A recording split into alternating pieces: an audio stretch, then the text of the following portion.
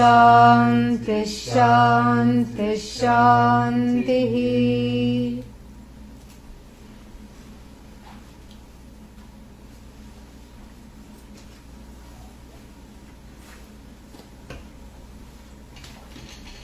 Seeking help to overcome helplessness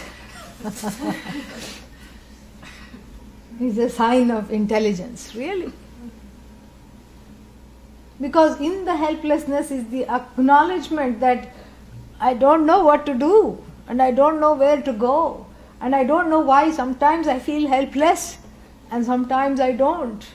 And above all, I do not know why I feel helpless about being helpless.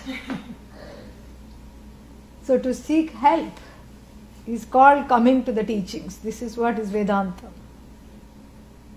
Seeking help to overcome this quintessential human condition called helplessness, insecurity, etc., whose basis is ignorance, self-ignorance. I don't know myself as free of needing help. Therefore what? I take myself to be what I am not, which is helpless. And so the lineage and the teaching is safe because it is not centered on the person. It is centered on Bhagavan. It is centered on that truth which really reveals itself, which is revealing itself constantly. As aham aham iti sakshat sakshi rupena bhasate, that which shines in the form of the self-revealing witness all the time. So this truth is revealing itself, that's why it's called self-revealing. But the place of the teaching is to anchor the understanding of the I onto this truth. That is the place of the teaching. Because the I otherwise is a wandering I, no pun intended.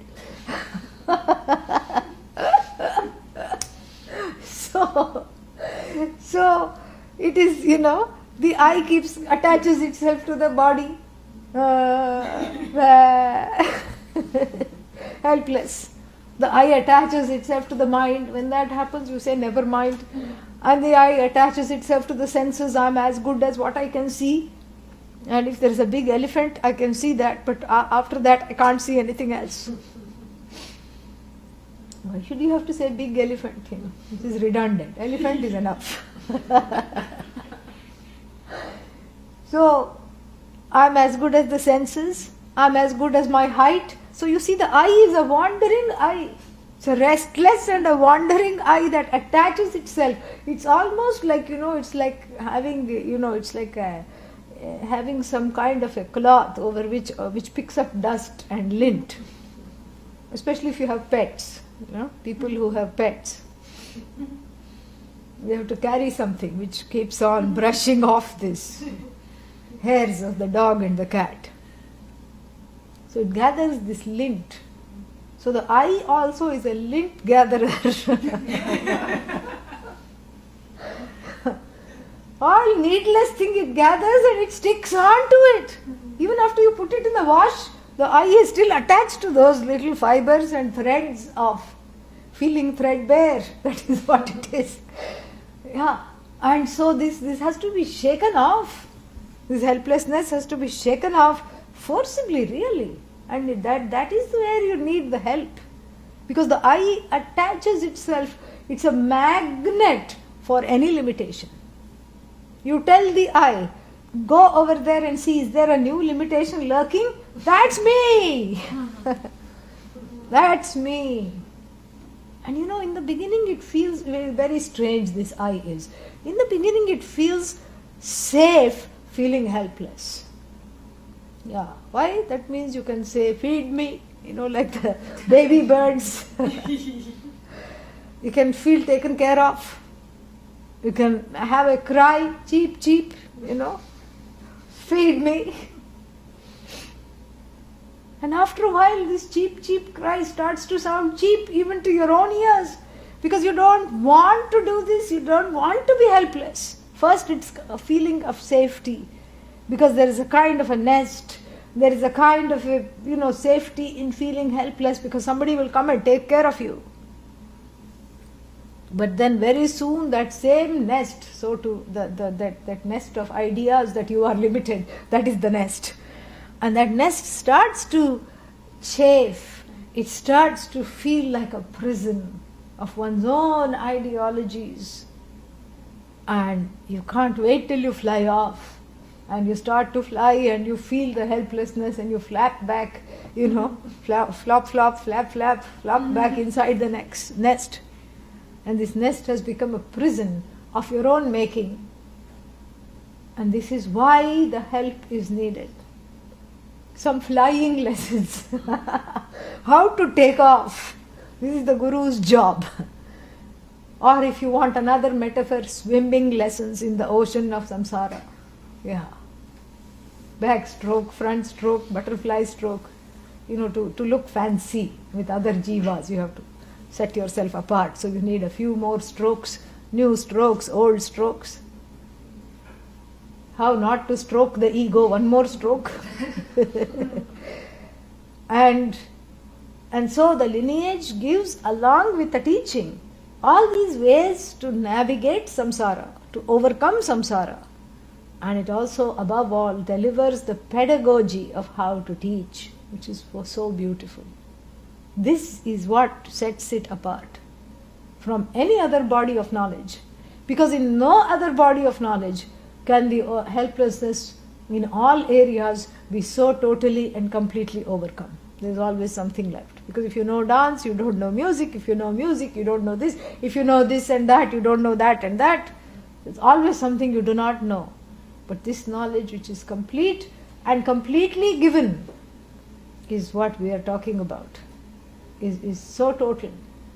And along with the lineage, how to overcome this helplessness is given not only for yourself, but you can share it if you are so called, if it is in your prarabdha, if it is in your karma, and of course above all, if there are people to listen, you can share it.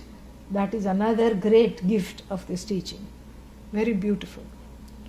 And so to overcome the helplessness, one requires help. Because this nest, which in the beginning is safe, a safety nest, becomes what? A prison of limitations. A prison that I have lovingly made by myself. And that is what is broken apart. And sometimes until the nest is burned up, this fledgling jiva doesn't learn how to take off. That security nest, has to be burned up.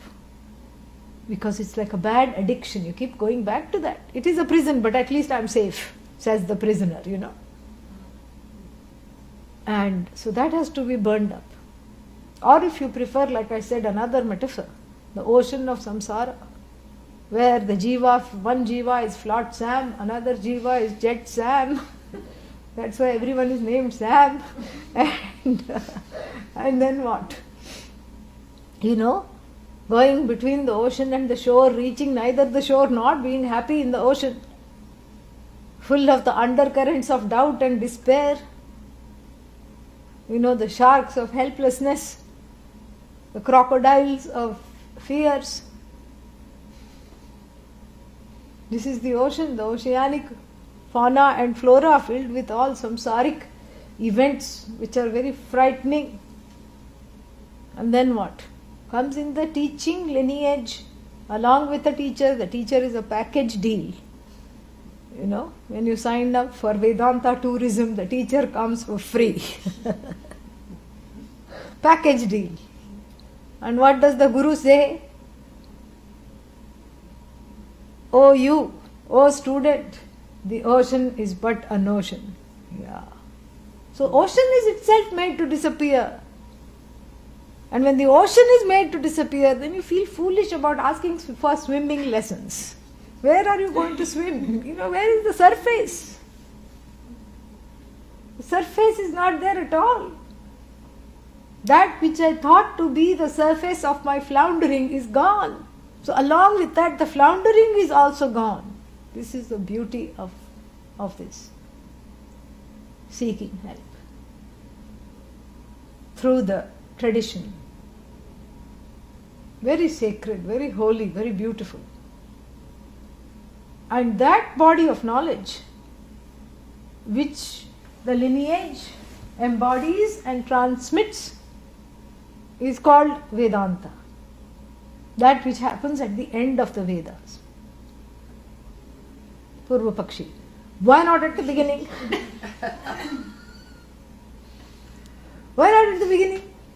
Because the beginnings are always fraught with, confusion. Yeah. Beginning is not a good time for anything, really. Beginning means, the person is full of all kinds of useless, hopeless desires. Because not knowing that one is the source of the help that one needs, one keeps crying out, Trahimam, Pahimam, rescue me, save me, help me. To anybody that's available, correct?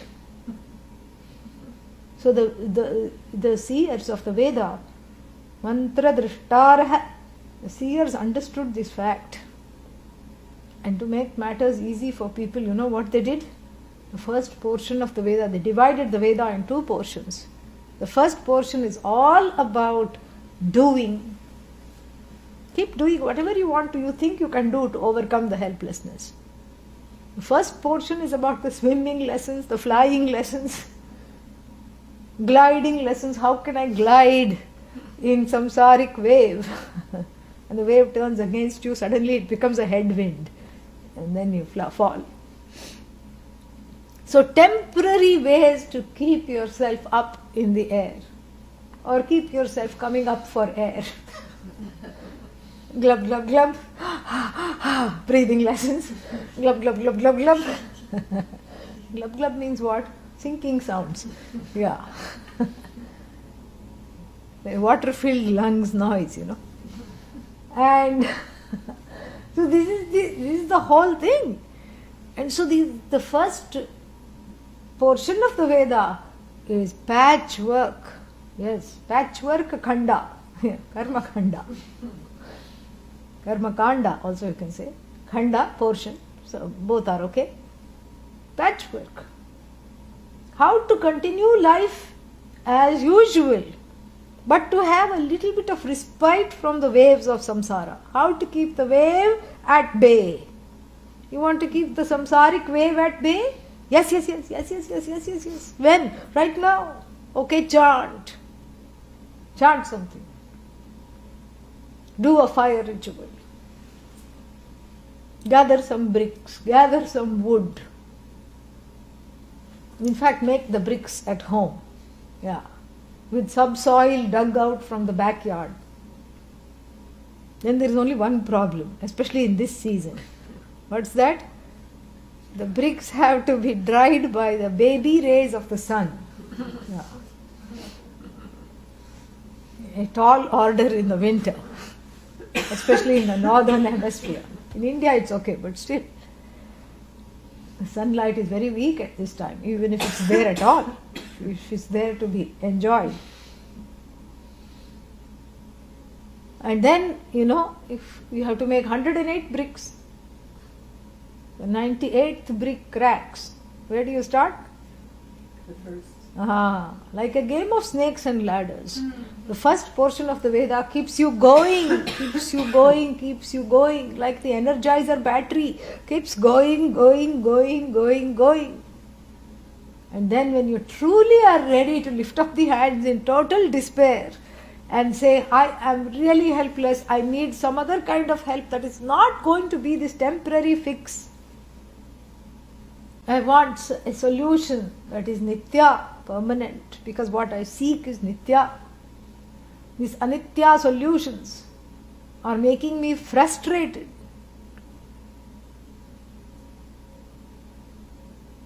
Like Lord Yama says in the Kathopanishads, Adhruveshu dhruvam na prarthayante dhiraha. The wise do not seek permanence in impermanent places and impermanent things. This is Viveka. The dawning of the sun of Viveka is a moment of celebration, because finally I have understood that I am going in circles.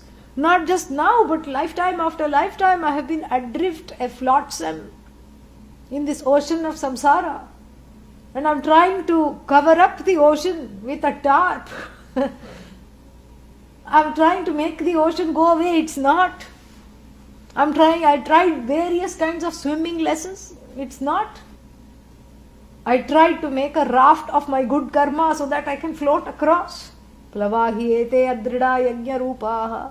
And this Mundakopanishad beautifully says, the raft of good karma will ferry you briefly to some pleasant experiences in the here and the hereafter. After that, the familiar sound of glub, glub, glub, be prepared to hear coming out of your own mouth. That sinking feeling never leaves. You can get a little respite. You can go on a little heavenly tourism. Gather some good karma and go to heaven. Go here, go there, idhar jao, udhar jao, ye karo, wo karo, do this, do that. And then after that what? Back to square one. Yes. That comes from the snake and ladder board game. Because on the 97th number, 1 to 100, there is a bada snake. Huge. And it curves and goes and brings you back to the square number 1. That's what the first portion of the Veda is. But then why is it there? It is there because of people like you. I have to tell the Purva Pakshi. It is there because Viveka is a process. It takes time to gain Viveka. It takes time for the sun of Viveka to dawn, especially in a wintry mind. In the wintry, foggy mind, fogged up by ignorance. It takes time for this Viveka to come, that I am Viveka, means this discriminative inquiry to come, that I am actually going around in circles. I have to come out of this circle. I have to break free from this circle. Something I am doing is not right because I am doing the same thing over and over again. It takes time. And the Veda is like 1,000 functional mothers, loving mothers, and who gives the child ample time and space to discover itself and its needs and articulate those needs. And finally, when this childish jiva awakens to the fact that something is wrong about this quest and the need to righten this wrong, then something wonderful happens. The same mother which was keeping the child going has a different face, that of Haimavati Uma in the Kenopanishad. She becomes the teacher. She becomes the teacher. The one who was obliging the child by teaching it swimming lessons, now says the ocean is but an ocean. That is Vedanta. That has to happen at the end of the Veda, because it takes time to gain this emotional maturity to even know what one is seeking. That's why, despite anyone's regrets, why didn't I discover this knowledge when I was 5 years old? People say this to me. Why can't I teach? I'm learning Vedanta, this is better still. I'm learning Vedanta so I can teach 5-year-old. My 5-year-old. Unless you're talking of your inner 5-year-old. The 5-year-old does not need Vedanta, okay? The 5-year-old is fine. You need Vedanta to be able to take care of the 5-year-old. Adi Shankara, a verse that is attributed to Adi Shankara. In that verse, there is a lament. What is the correct age to study Vedanta? Better start young, right? Wrong. Balastavat krida saktah. Oh, the child is engrossed in play. Asakti means the pull is only towards play. Oh, then we should start when one is a adult, young adult. Tarunastavat taruni raktah. The young adult is interested in another young adult. That's all. Oh, I was right all along. I have to finish all my work. And then get retired, and then tour around, straddle some grandchildren on the lamp, wait for them to get married, not the children, the grandchildren, okay? And then have some great grandchildren, and then after that come to Vedanta. Vriddhastavat chinta magnaha. The old person, the elderly, is fraught with chinta. What is chinta? What is chinta? No. That is chimta. This is chinta. Chinta is worries of all kinds, all shades. Who will come to my funeral? Will I have a funeral? What will happen to my property that I have put my sweat and blood? Will the children get along? Will they honor my will?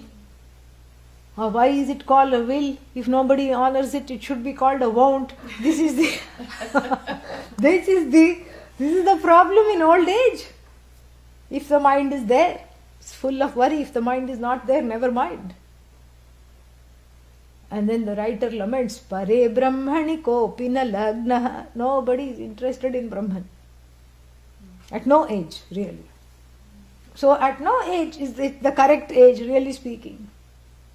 The correct age is now, when you have discovered that something is amiss in my quest. That is the correct age.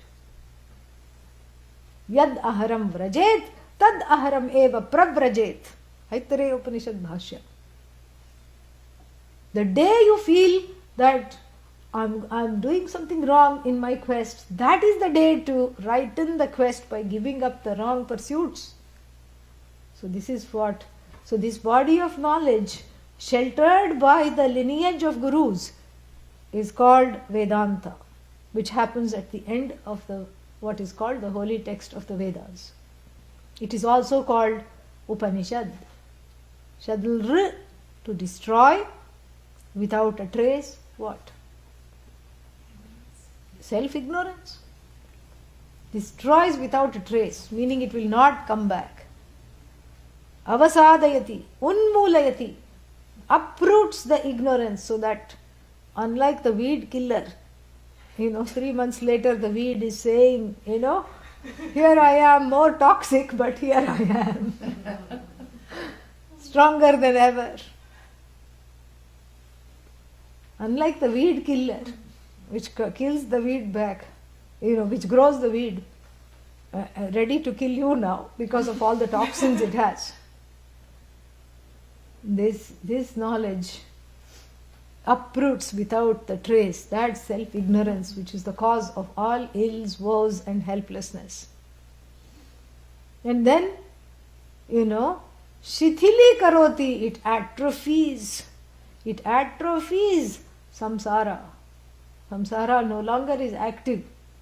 This whole life of becoming, this whole life of incompletion, this whole life of fears and sorrows and trials are no longer active for the one who has assimilated this knowledge. And then what? Brahma gamayati, takes you to yourself, to Brahman, takes you to that opening of the heart with the Ganapati inside, takes you to the center of the lotus where the I abides, summons the wandering set of eyes that have been unleashed by this penchant for limitation out of self-ignorance. Takes you to that I alone. Very beautiful. This is the Upanishad. The word Shad means these three things. Atrophies, uproots, destroys, uproots, atrophies and takes you back to yourself. Ni, nischayena, definitely. Upa, what does it destroy? What does it, bring you back to? That which is, it reveals that which is the closest to you, which is yourself. Upa samipe, the prefix upa means near. What is near? It's a relative term. But here, the relative is converted into the absolute, that which is the nearest is yourself, about which there are so many notions which are dismissed, which are uprooted to reveal what is really you. Reveal the source, Upanishad. This is the Upanishad. This is the body of knowledge sheltered by the lineage of gurus, protected so that it has not come to any harm. And even until recently, it was still word of mouth, mouth to ear. Karna Parampara. Later on, it got written down. But for several years, it was an oral tradition. Something wonderful about that. Because this whole, dependency on books and the written medium is something which is very much Western and modern, contemporary. There's something nice about retaining it and understanding it as you retain it. So it was Karna Parampara. It was received by the rishis orally, transmitted by the rishis to their disciples, who then became teachers, who then transmitted it to their disciples, who then became teachers, who transmitted it to their disciples. And like this, an endless chain is there. That is the knowledge called the Upanishad. How many Upanishads are there? Some say 10. Some say 108. Because everything they look at 108. Some say 200. And some say 256. There are so many numbers. What do we say? Many Upanishads. It doesn't matter how many. Because the purport of all of them is one and the same. To destroy the ignorance and to reveal the truth of oneself as Ishvara, as the whole. And then there is another interesting classification in terms of the Upanishads. If you look at any academic book, major Upanishads, minor Upanishads. What is this major, minor?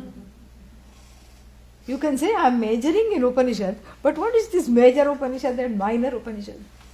Well, it turns out that this classification is based on the number of Upanishads for which Adi Shankara wrote commentaries, which are 10.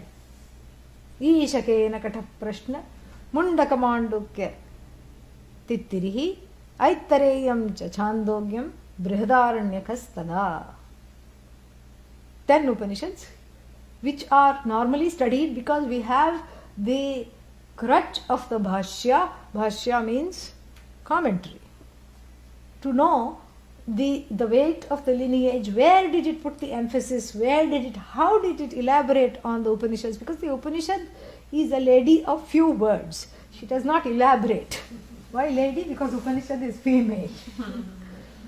Everything that matters in the world is feminine. Really.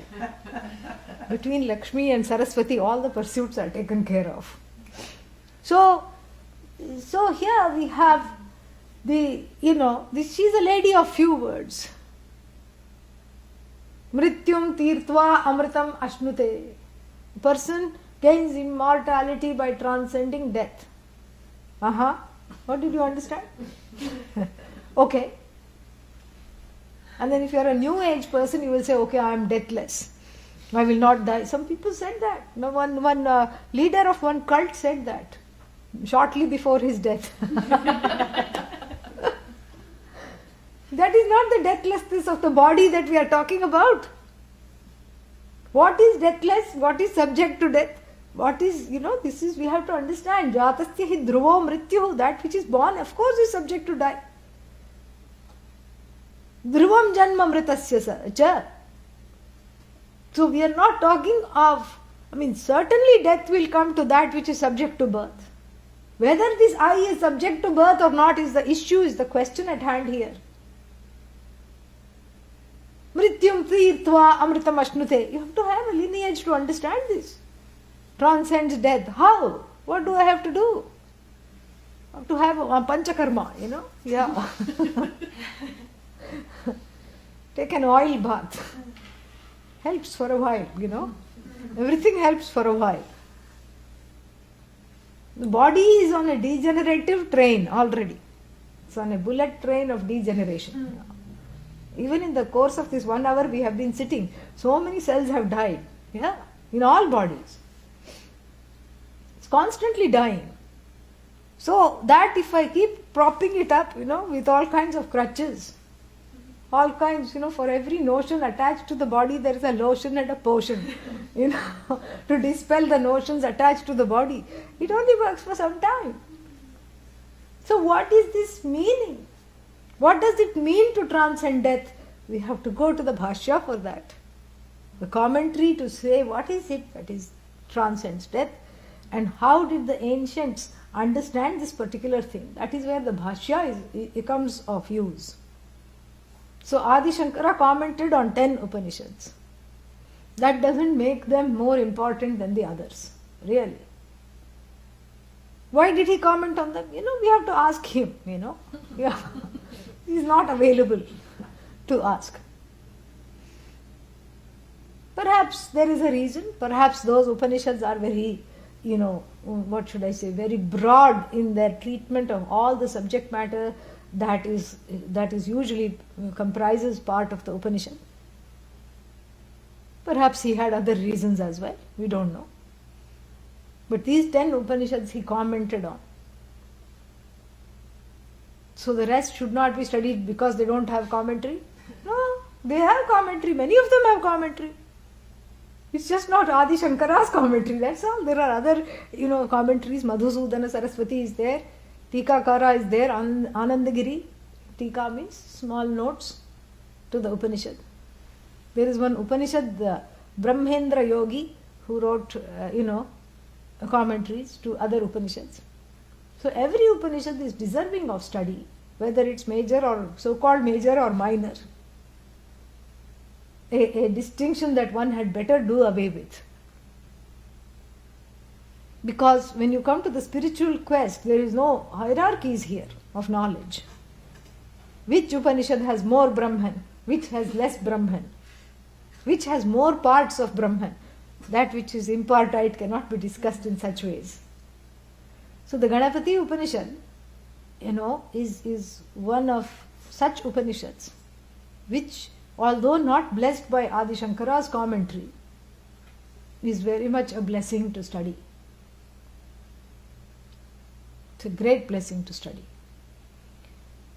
And it is a blessing because it accomplishes in the course of its unfoldment all the things that we talked about that the teaching does and that the entire lineage does.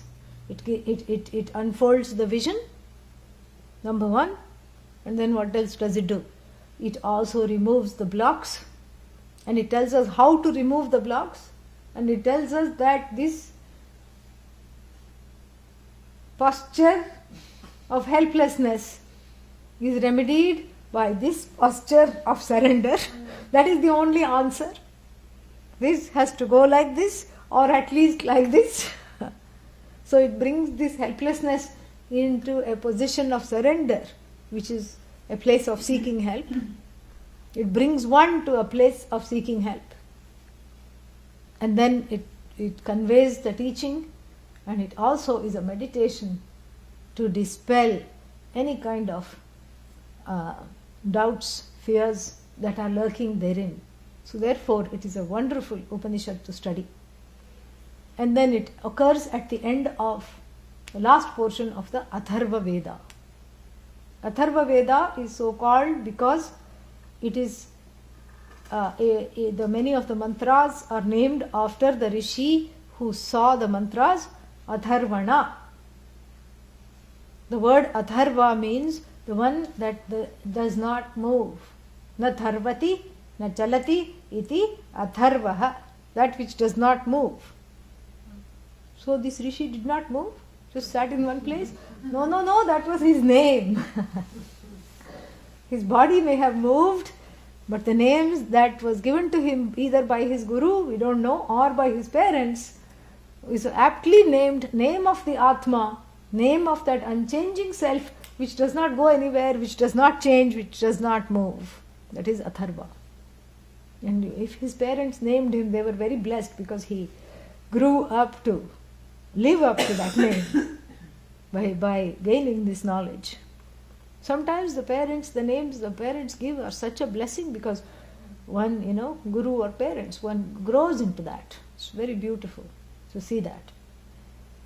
And so Atharvana, and Atharva Upanishad, Atharvaveda, is the most, is of all the Vedas, it's the Veda that deals with the most mundane issues, day-to-day issues.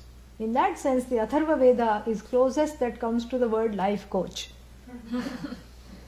You can literally look at it as a primer. I'm being bad vibed, whatever that means. What should I do here? Somebody is, doing this. What should I say? How should I? All small things. It does that. So much so that it has got a bad reputation because of this. Because why do you need this all the time? But there are people who need spiritual guidance at every footfall. Whether to take the next step or not, they want spiritual guidance. And if they don't get spiritual guidance, they go for another form of spiritual guidance, full of spirit. They get desperate. And so the Atharvaveda is for such, situations. So you see, there is a certain focus that we started on. Despair and helplessness goes right up to this. So therefore, sometimes when they talk about Vedas, they only count 3 Vedas. This is the reason. It's not that Atharva Veda is bad. In fact, it helps the most helpless. Really, it is very good. It is wonderful. And so and also it has given birth to a number of wonderful Upanishads. Kaivalya Upanishad we studied last time was from Atharva Veda. And this Upanishad is from the Atharva Veda. Mandukya Upanishad from the Atharva Veda. Very important Upanishads come from the Atharva Veda. And so it is customary to have a mantra that you chant before you study that particular Veda and before you study the particular Upanishad. And each Veda has its Shanti mantra. Shanti means freedom from disturbance, freedom from afflictions. This is Shanti. Also loosely translated as peace. And so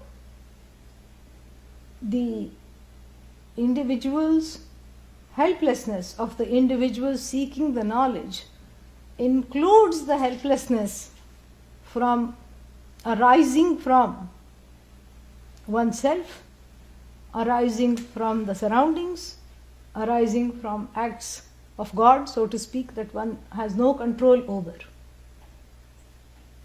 And the first step to overcoming helplessness through knowledge is to overcome it, relatively speaking, in the form of a prayer. I pray to be free of this helplessness so that I can listen to the knowledge that truly frees me from being helpless. So the relative and the absolute go hand in hand. It's so beautiful. So in order to help myself to this knowledge that totally and absolutely frees me from being helpless, I acknowledge my helplessness even in seeking this knowledge. How lovely. And therefore this acknowledgement is in the form of a prayer. That was also seen by the rishis who channeled the Vedas, who revealed the Vedas to us. And this prayer, very beautiful. Om Bhadram Karnebhihi Srinayama Devaha Bhadram Pashyema Akshibhir Yajatraha Sthirairangai Tushtuvagum Sastanobhihi Vyashema Devahitam Yadayuhu Swasti na Indro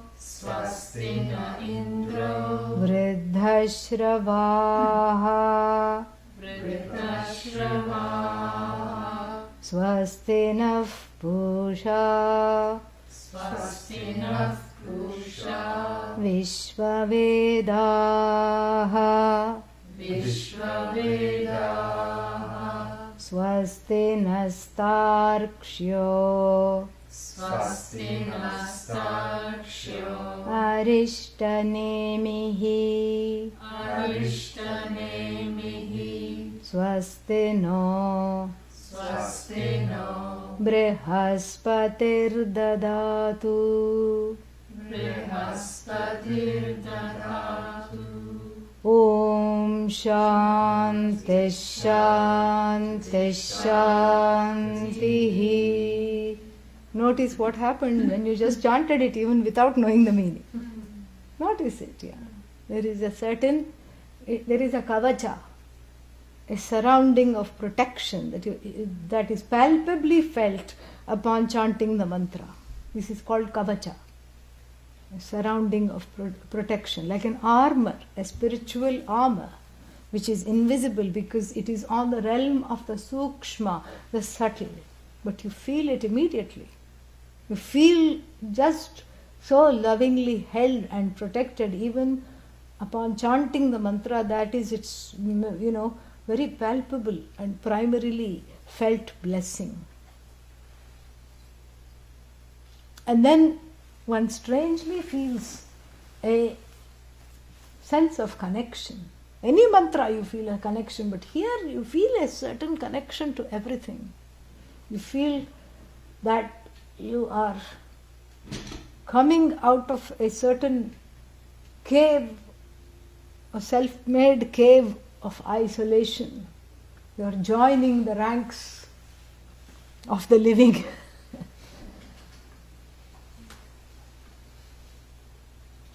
You are joining the ranks of the living. This is so beautiful. This is the blessing, another blessing of this mantra. And then you no longer feel alone. The loneliness is gone. The alienation is gone. The power of the swaras which go up and down is like that. The alienation is no longer felt. And there is a certain quietude. And a certain quiet comes immediately. There is a certain quiet even through the utterance of the Shantihi, Shantihi, Shantihi. There is no disturbance. Certain quiet envelops. And the kavacha not only envelops the person chanting it, but it envelops the entire teaching situation. That is why when we chant even the Sahana Vavatu mantra, which is equally powerful, from the Yajurveda, Krishna Yajurveda, Shanti mantra of the Krishna Yajurveda. And when we chant that, also it has the same effect. That's why after the mantra is chanted, we don't get up. We sit where we are seated. We don't cause disturbance. We sit until another concluding mantra is chanted, another Shanti mantra, this time from the Shukla Yajurveda, Purnamadaha Purnamidam. Then it is freedom to move. Because that kavacha surrounds, there is a protection that surrounds the teaching situation, that it protects the teacher, it protects the taught, it protects the lineage, it protects the transference and the transmission of this knowledge. And it is not something to be toyed with. It's a very, very holy, mantra. Holy sounds arranged in a sacred manner by Bhagavan, revealed to the rishis. And what does it say? Om. That itself is enough. You don't need anything more. Om is pratika. It's a symbol of Bhagavan. It's a symbol of that which cannot be put into words, which is beyond mind, which is beyond words, which is limitless, which is whole, which is free. Om. Pratika. It stands for Brahman, the absolute, the nameless, formless truth of oneself, which is never objectified, which is always the subject. And also it stands for Ishvara. That which has form, that power which has form, which we use as an altar of surrender, is also represented simultaneously by Om. And therefore it becomes a bridge, an anchor, an alambana to reach that. It's seen as the primal sound. This is in keeping with the Big Bang theory. You know the bang in the Big Bang?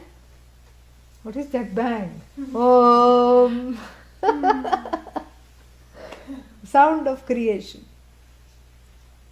Brahmaji, this is Bhagavan in reference to the Creator. Again, a man of few words is supposed to have said 2 words after this. This is the cosmological story of creation in the Puranas. He liked what he had made. He saw the Jagat. He said, not bad, old fellow, And he said, Om. And then he also said one more word. What else did he say? Atha. So therefore these 2 words, Omkarascha Atha Shabdascha, these 2 words, Dvavetau Brahmanah Pura Kantham Bitva Viniryatau Tasman Mangalikau Ubhau. These 2 are seen as Mangalika, means auspicious. The utterance is auspicious. It's not a written symbol, even though nowadays it has become. It is not Pratima, it is Pratika. It is a heard symbol. So when you hear Om, something gets purified. Or something that is already pure gets discovered. Yeah. Rediscovered. Uncovered, as it were. That which was covered up by notions is uncovered at the sound of Om. That's why every mantra begins with Om. This way you can spend the whole day saying Om, Om, Om, Om, Om. But one is advised not to. You can say Om, but they say always say Om Namah Shivaya, Om Namo Narayanaya. Like this you attach something to the Om. Because keeping on saying Om not only gives Viveka, but gives drastic Vairagya. What is drastic Vairagya? You don't feel capable of living in the world. Yeah. So unless you're ready to join the ashram and stop all activities, don't just say Om. But the Om has that power to bring out the truth, to dredge out the truth from the sludgy layers of wrong information and the fog of ignorance. That is the power of Om. So all mantras begin with Om. Very nice. And that itself is enough. But since it's a little compact, it is unpacked. What this Om means is unpacked and directed. So Om is like a sprayer, a general prayer. And what follows is a specific prayer where the power of the Om, you direct the power of the Om. Like when you say Om Namah Shivaya, you direct the power of the Om to reveal that which is auspicious, Shiva. Om Namo Narayanaya, you direct the power of the Om. You tether it and direct it to that which is the goal of all human beings, Narasya Ayanam, Narayana. Lord in the form of Narayana. And so here the opening word Om, which doesn't really need anything, it is the opening, it is the closing, it is everything. Still, you direct that power to spill and overflow into what comes next. And what is it that comes next? Into a certain sankalpa and intentionality of how this teaching should be listened to. What are the few things that I require to have these teachings? And may I be blessed from certain sources. This is where you direct that, you unleash the Om into these various desires of the student to be able to study. Very beautiful. And what is that? Bhadram. What a lovely word. Bhadra means auspicious, complete, full. Just as it sounds, it's almost onomatopoeic. Bhadram means that only that which is auspicious comes under the word Bhadram. Karnebhihi. There is no such word Karnebhihi, but we don't correct the Veda. Yeah. Karnabhyam. Okay. But we don't correct the Veda. It is called Chandasam. This is how it was channeled, and we let it remain as an adornment, as a beauty spot. Yeah. Karnebhihi Sriniyama. May we hear only that which is Bhadram through our ears. This is a communal prayer. All the students are chanting. It's not just an individual prayer. It's a plural. Bhadram Karnebhi Sriniyama Devaha. Who are these devas? From div, to shine. And what is it that shines? What is it that shines? The power to hear shines, correct? Shines means what? Becomes evident to me. Om. Oh, I hear that. So that power to hear first is placed where? In the sense organ called the ear. Correct? The power to see. Bhadram pashyema akshibhihi. Through our eyes. The power to see is first placed where? With the eyes. The sight is placed with the eyes. The hearing is placed with the karna. The karna, which happens to be karna. The upakarana, means the instrument of hearing is the ear, called karna. And so, first it is through these apertures, the power of sight resides in the eyes. Wait a minute, resides in the eyes? Then how come the dead person's eyes do not see? And you go like this is how you ascertain death sometimes. You go like this, nothing happens. And you say, hey, hello, no response. So really, is the power the power of hearing, which I attribute to the ear, is it really in the ear? Well, the ear is an organ through which the power is transmitted, which translates this power. So in other words, the ear is like a bulb, but the electricity is coming from somewhere else. Right? The current of electricity has to bless the bulb in order for it to shine the light. Right? The electricity is somewhere else. Don't say I have to flip the switch. Yeah. So I have to turn on the electricity. So what is mentally to turn on the electricity means to understand that the power is not in the organ called the ear. The functioning of the organ called the ear is itself based on the grace of something else here that gives me the ability to hear.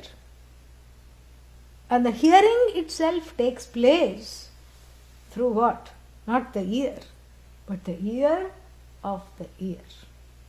Shrotrasya shrotram, chakshushas chakshuhu, vajoh vacham, sa upranasya pranaha. Kenopanishad. That which is the ear of the ear.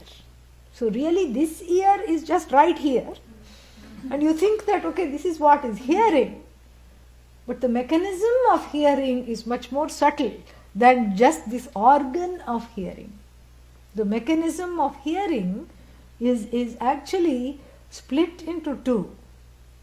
One is a cosmic force, which is the truth of this eye, which blesses everything to do whatever it does, which is that Sat, which is in the ear, which is in the sound, which is in the hearer, which is in the heard, that Sat which allows the hearing to take place.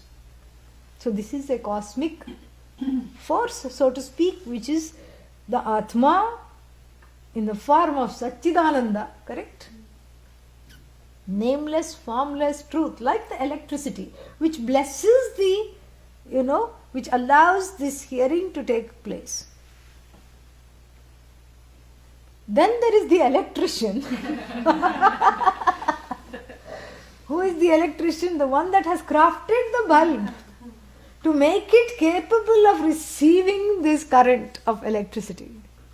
Correct? Yeah. Here is Ishvara with name and form, the one who has made the organ of hearing. No mother knows how to make a ear, She can give you a earful, but she cannot make the ear. Mother doesn't know how to make ear.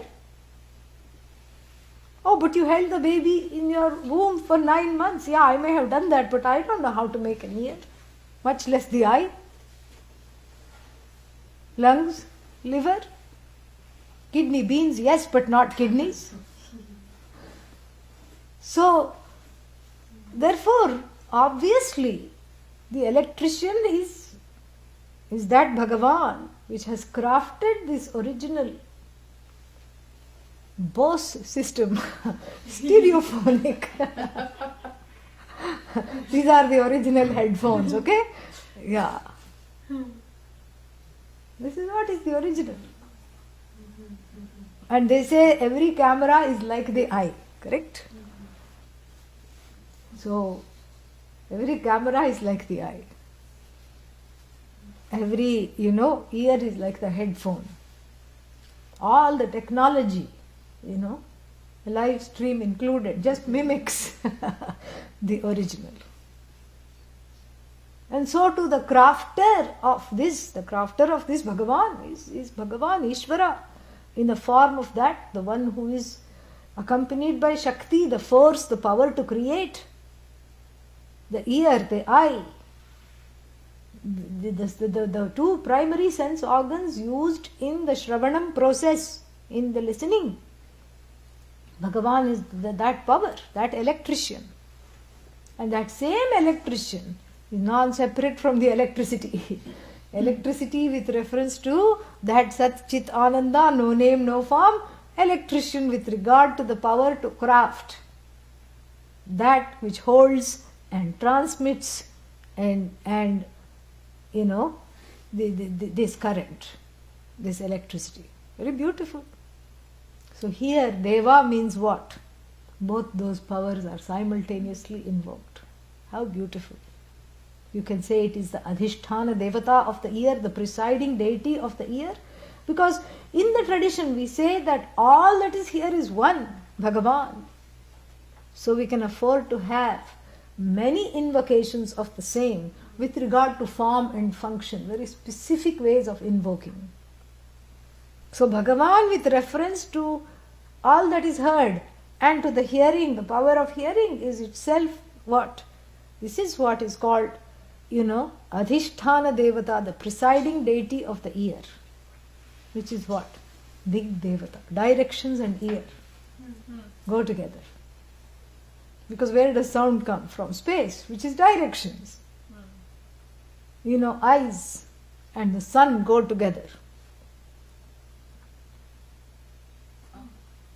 Yeah, because with reference to your eyes, what do you need in order to see? Light.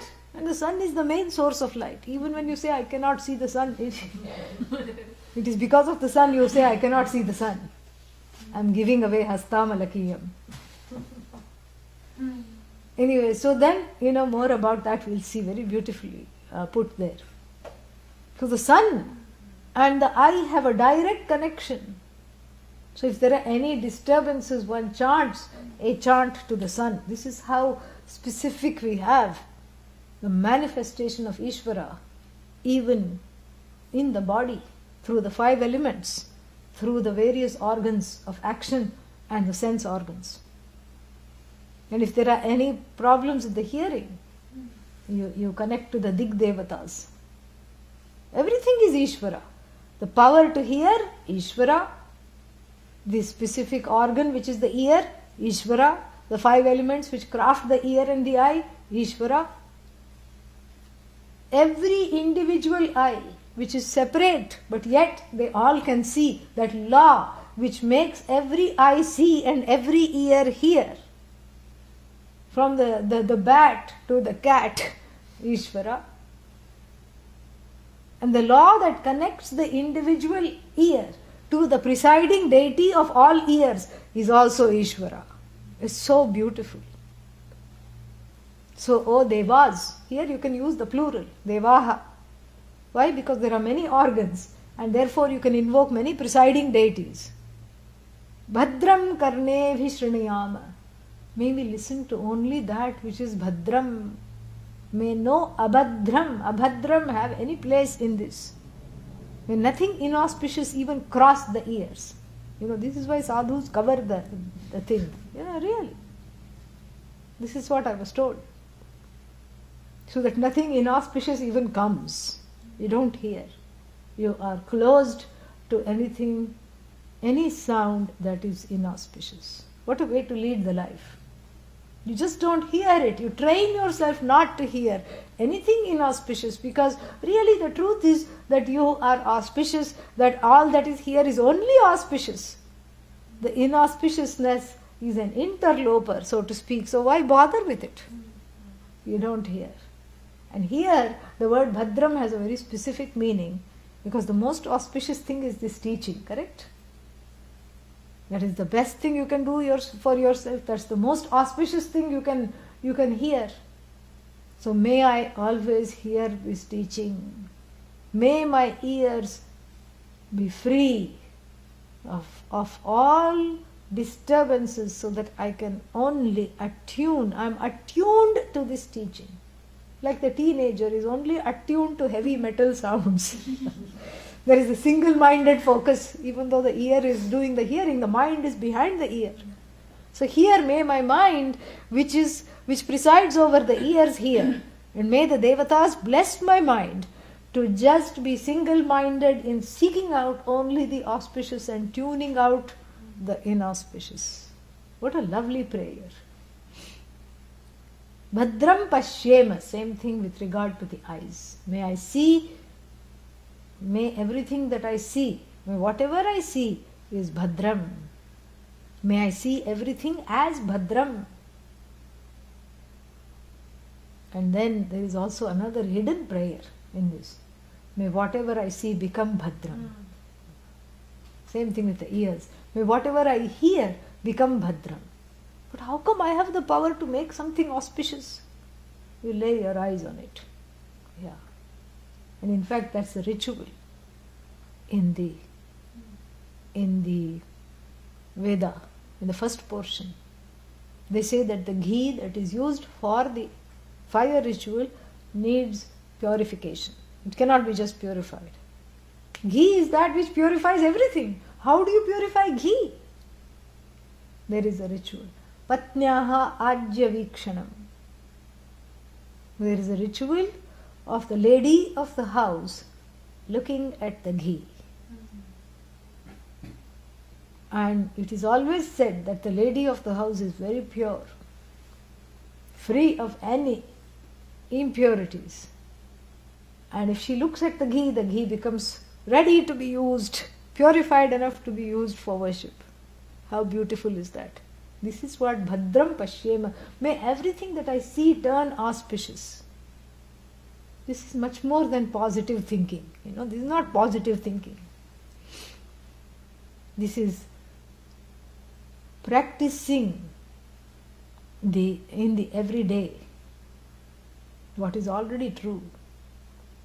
Practicing that in the everyday. Assimilating that. Practice means what? Sadhana. It is a sadhana. Assimilating that every day. By seeing whatever I see as auspicious. And even if it is inauspicious, I have a sense of acceptance. May I have a sense of acceptance, O Devas, so I convert the inauspicious into auspicious. How beautiful.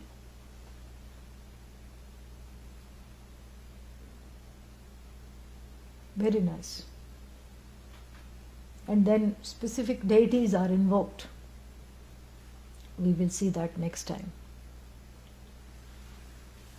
Om Purnamadah Purnamidam Purnat Purnamudachyate Purnasya Purnamadaya Purnamevavashishyate Om Shanti Shanti Shanti Harihi Om Shri Gurubhyo Namaha Harihi Om. I will stop for questions. You had a question. Yes, I'm always confused between Atma, Ishvara, and Brahman. So if we go back to this metaphor, would we see Brahman is the electricity? There is no difference, really speaking. It's all one and the same. Because here we're talking about the cosmic forces, Atma, and then we're talking about Ishvara creating the organ of hearing, but it's... Yeah, so it's all the same. It's not any different. Only with reference to the Jagat, with reference to the manifest universe. You know, what we say Brahman plus the power to create, which is Ishvara. So it is really Brahman. Everything is Brahman. Atma, there is no Atma without being Brahman. Atma is also Brahman. There is no, everything is Brahman. There is only one thing which happens to be Brahman. Brahman with reference to the Jagat assumes the status of a creator. That's why I say assumes, because it's a temporary status with regard to the creation. And it is called Ishvara with reference to this power to create and all knowledge, all might, all that. Omniscience, omnipresent, presence. Atma as well. And this Atma is with reference to the individual body, mind, sense complex. That same thing is called that same electricity is called Atma. That same Brahman is called Atma with reference, Pratyag Atma with reference to an individual body, mind, sense complex.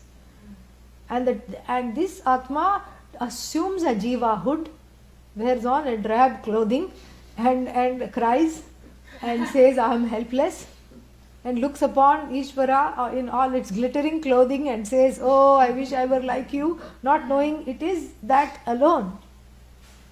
So the teaching is basically a de-garbing of the Tvam Pada, the I, from its miserable vestments, and the de-garbing and the unpacking of Ishvara from its glorious vestments.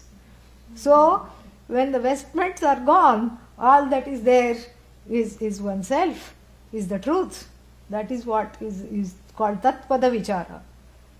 And this is Tvam Pada Vichara. So, whether you inquire into the I or you inquire into the Tat, the word Tat, it's all, that is what it is.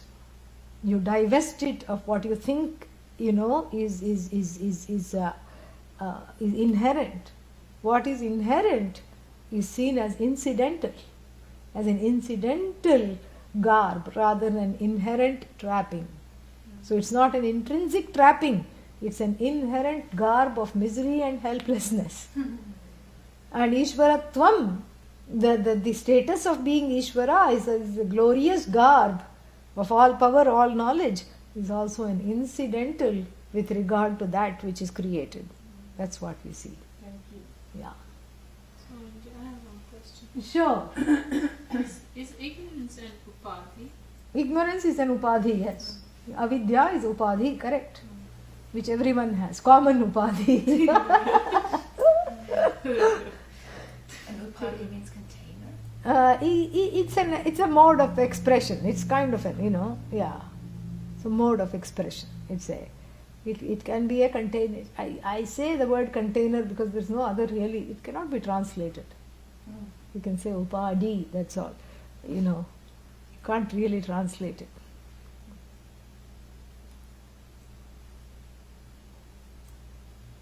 Other questions?